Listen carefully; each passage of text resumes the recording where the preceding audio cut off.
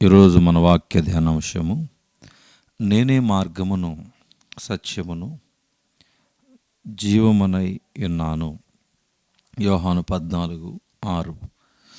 యేసు నేనే మార్గమును సత్యమును జీవమును. లోకములో వేరొక మార్గము లేదు. లోకము దేవుని వాక్యమును మార్చలేదు. సత్యమును చెప్పడానికి ఆయన తన జీవమును ఇచ్చాడు.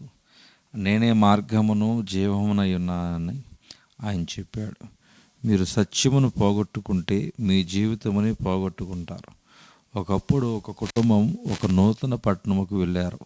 ఆ కుటుంబంలో ఒక యవనస్తుడు గుడ్డలు కొనుక్కోవాలని ఆశించాడు.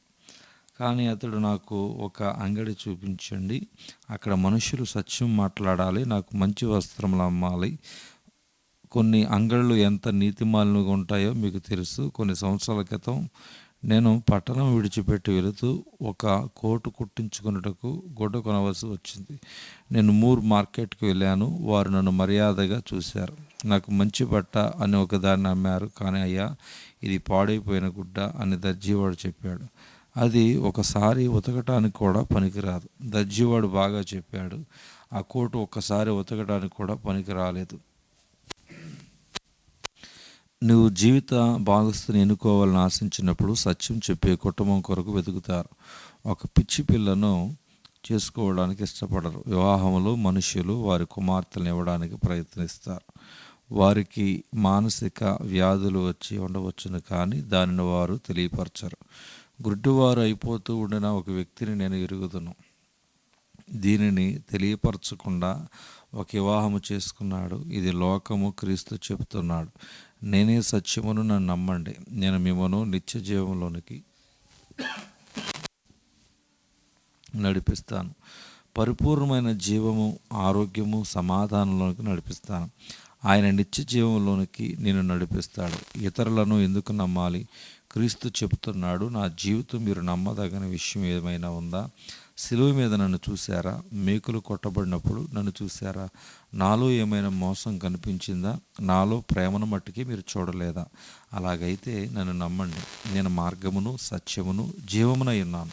ప్రియులారా, మీరు మోసపోకండి. యవనస్తుడా, నీ యవన దినములు ప్రారంభించినప్పుడు ఆయన వైపుకు చూసి ఆశీర్వదించబడి ఒక యవనస్తునిగా నా జీవితమును ఏ వ్యర్థమైన దానికి ఇవ్వడానికి ఇష్టపడలేదు. నేనే మార్గమును జీవమును సత్యమునై ఉన్నాను అనే వాక్యము నేను నమ్మాను. అనేక మంది నాతో స్కూల్లో, కాలేజీలో చదువుకున్న వారు నన్ను లోకములోనికి లాగవాలని చూశారు. ఇది దేవుని మార్గమా, అబద్ధమాడిన వాని యొక్క మార్గమా అని నేను ప్రశ్నించేవాడిని. ఆయన తన రక్తముతో తన మాటకు ముద్ర వేశారు. ఆయనను వెంబడించిన వారు లోకము శక్తులను మార్చారు. రాజ్యముల వారిని చూసి వణికినవి. ఈ దినమున క్రీస్తు చెబుతున్నాడు, నేనే మార్గమును. క్రైస్తవులు ఎందుకని తప్పిపోతున్నారు? వారు ఆయన యందు విశ్వాసం ఉంచలేదు. కొందరు వారు పొందే మేలును బట్టి విశ్వసించారు. ఆయన వెంబడించు, ఆయన యందు విశ్వసించు. నీ జీవితం అంతా బంగారముగా మార్చబడటం చూస్తావు. నీ తాకుడు స్వస్థపరిచే తాకుడు, నీ చిన్న గృహము ఒక చిన్న పరలోకముగా మారును. నీవు ఈ సత్యమును వెంబడిస్తే నీ సొంత బిడ్డలు నిన్ను చూసి ఆశ్చర్యపోతారు. ఇతడు నా కుమారుడు కాడా? వాడు ఇంత గొప్ప శక్తిగా మారటం చూస్తే ఆశ్చర్యం కాదా? అతడు సత్యం చెబుతాడు. నిత్య జీవంలోనికి, నిరాశ అపజయము లేని చోటకు నేను నడిపించగలిగినది ఎలాంటి సత్యము? క్రీస్తునందు అపజయము లేదు. క్రీస్తు నేను మార్గమును చెప్పినప్పుడు యందు నువ్వు వెతుకుచున్న ప్రతిదీ దొరుకుతుంది. అవి వెండి బంగారములు కావు. వెండి వలన, బంగారం వలన ప్రయోజనం ఏంటి? కావలసినంత బంగారము, దివ్యమైన వస్త్రాలు కలిగిన ఒక స్త్రీని నేను ఎరుగుతాను. ఆమె సమయంలో ఒకసారి తన యొక్క బంగారము మీద కన్ను వేయాలని చూసింది. ఒక తీవ్రమైన చూపుతో కన్ను మూసింది. ఆమెకు ఒక చక్కని కుమార్తె ఉండింది. క్రీస్తునందున్న సత్యమును ఆమెకి ఎన్నడూ బోధించలేదు. ఆ తల్లి సత్యమును ఎరుగక ఆమె తన జీవితంలో చాలా బాధపడింది. సత్యము నేర్పింపబడిన కుటుంబాలను నేను ఎరుగుదును.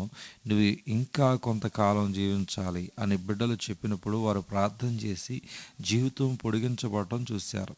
క్రీస్తునందు తప్పిపోవటం అనేది ఉండదు. అయితే ఆయన సత్యం, ఆయన జీవము ఉన్నది. మీరు సత్యమును ఏర్పాటు చేసుకుంటే మీరు జీవమును ఏర్పాటు చేసుకున్నట్లే. మీ జీవితంలో పరిచర్యం చేయబడిన ఒక నూతనమైన వ్యక్తిగా మారతారు. అతడు ఒక దొంగ అయి ఉండవచ్చు, కానీ అతడు మార్చబడతాడు. నేను దొంగల మారటం చూశాను. వారి వ్యాధిగ్రస్తులను, పాము కాటు తిన్నవారిని స్వస్థపరచగలరు. దుష్టులు వారి దగ్గరకు వచ్చినప్పుడు వారు మార్చబడ్డారు. యెషయా 56:10. ఈ లోకము నాయకులను గురించి దేవుడు మాట్లాడుతున్నాడు. వారు ఎప్పుడు మొరగరు. దొంగలు వస్తున్నప్పుడు నిద్రపోతున్న కుటుంబాలను లేపరు. అపాయం ఉన్నప్పుడు హెచ్చరిక చేయరు. నిద్రపోవడానికి ఎల్లప్పుడూ ఆశిస్తారు. వారు పేరాశ కలిగిన కుక్కలు. లోకములో నాయకులు ఈ రీతిగా ఉన్నారు. వారు దురాశ కలిగిన కుక్కలు. ఏది హానికరమో వారు ఎరుగరు. ఆ నాయకత్వం పాపములోనికి, అబద్ధములోనికి, అపవిత్రత వీటిలోనికి నడిపిస్తుంది. నేను పిల్లవానిగా ఉండినప్పుడు మా క్రైస్తవ కాలనీ యొక్క హద్దులు నేను దాటినప్పుడు మనుష్యులు చెడ్డ మాటలు మాట్లాడడం విన్నాను. అక్కడ ప్రతి విధమైన దుష్కార్యము జరిగింది. చెడ్డ మాటలు మనుషులు పలకడం విన్నాను. నేను ఆలయంలో చూశాను. దాని నిండా నగ్న విగ్రహములు ఉన్నాయి. అయ్యో, హైందవ బాలబాలికలు ఏమి నిరీక్షణ ఉన్నది? నేను వారికి ఉపదేశం చేయడానికి ప్రయత్నం చేశాను, కానీ వ్యర్థమైన ఒక కార్యము నేను చేస్తున్నానని అనుకున్నాను. ఎందుకంటే వాళ్ళు తిరిగి వెళ్ళి వాళ్ళ విగ్రహములను ఆరాధిస్తారు. యెషయా 58:9. అప్పుడు నీవు పిలవగా యెహోవా ఉత్తరమిచ్చెను. నీవు నన్ను పిలిస్తే నేను ఇక్కడ ఉన్నానని సెలవిస్తాను. ఎంత చక్కగా దేవుడు జవాబిస్తాడో! ఆయనకి ఎంత పూచితనం ఉన్నది. ఆయన అంటున్నాడు, నా బిడ్డ పిలుస్తుంది, ఇదిగో నేను ఇక్కడ ఉన్నాను. యెషయా 58:11. నీవు నీరు కట్టిన తోట వలె ఉండి పాడైన స్థలమును బాగు చేయదు. ఇది దేవుని వాక్యం. నీ జీవితంలో ఇది నెరవేరాలి.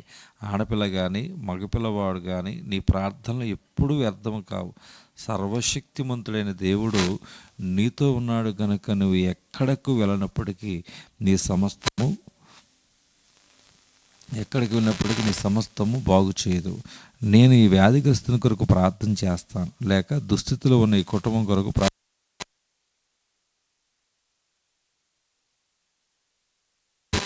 కన్నులెత్తి చూస్తూ నూతన శక్తి, నూతన నిరీక్షణ మనలోనికి వస్తాయి. ఇక ఎన్నటికీ నీవు కాదు కానీ సత్యము ఆయన నిన్ను ఆశీర్వదించి నిన్ను వాడుకుంటాడు. దేవుడు కొద్ది మాటలు దేవుడు దీవించునుగాక. ఆమేన్.